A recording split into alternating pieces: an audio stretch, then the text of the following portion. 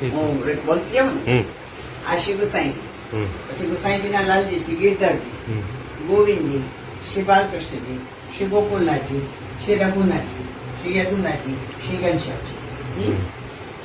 એમના માથે બિરાજતું એટલે શ્રી ગુસાઈજીના માથે બિરાજતું શ્રી નવનીત પ્રિયાજી, શ્રી ગિરધરજીના માથે બિરાજે શ્રી દ્વારકાધીશ, શ્રી ગોવિંદજીના માથે બિરાજે શ્રી વિઠ્ઠલનાથજી, શ્રી બાલકૃષ્ણજીના માથે બિરાજે શ્રી દ્વારકાધીશ, શ્રી ગોકુલનાથજીના માથે બિરાજે શ્રી ગોકુલનાથજી, રઘુનાથજીના માથે બિરાજે શ્રી ગોકુલચંદ્રમાજી, યદુનાથજીના માથે બિરાજે શ્રી બાલકૃષ્ણજી અને ઘનશ્યામજીના માથે બિરાજે શ્રી મદનજી. શ્રી ગુસાઈજી એક અને તો એમના 7 કાર્ય ટોટલ થયા 8. 8 દુ 16. પ્રત્યેકની સેવામાં એક સખી એટલે 8 તરી 24. 24 કલાક તો મારા ઠાકોરજીને આ વારમાં જ આવી જાય છે. આઈ હેવ નો ટાઈમ ફાલતુ આઈ હેવ નો ટાઈમ. અચ્છા, હવે આને બંધ કરીએ.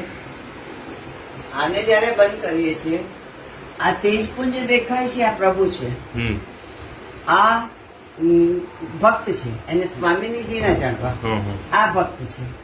કોઈ પણ મનોરથની બિનતી પ્રભુના ચરણારવિંદમાં ધરવી. એટલે મનોરથ એટલે શાકના મનોરથ ને કુંડવાળો, that is a manorath, is not necessary.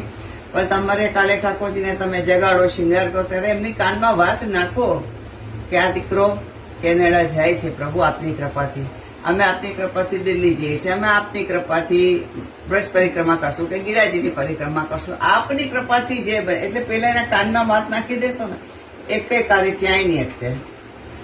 એટલે કોઈ પણ મનોરથની વિનંતી, એટલે આને માટે કન્યા જોવા જશો તો બી પહેલા પોતાના ઠાકોરજીને વાત કરો, પ્રભુ કન્યા જોવા જઈએ છીએ, કોના હાથની જારી ભરાવશો, એ જ બહુ બનીને આવશે. સુંદર છે.